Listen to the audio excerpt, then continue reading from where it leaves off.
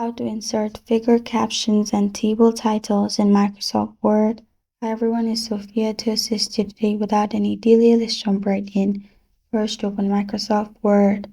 Right-click on the chart. You'll find Insert Caption.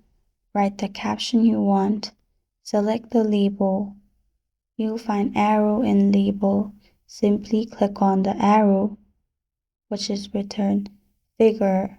You can select anything else except for figure as well, like equation and table.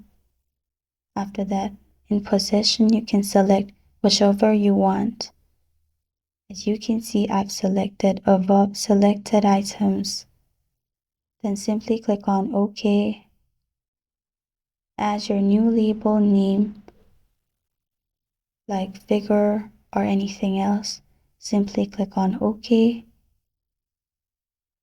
And you're good to go. As you can see, figure 1 has appeared below chart. Thank you for joining me today. If this video helps you out, please leave a like and subscribe for more. Got a question or want to suggest a topic? Comment below. I am Sophia signing off. Until next time.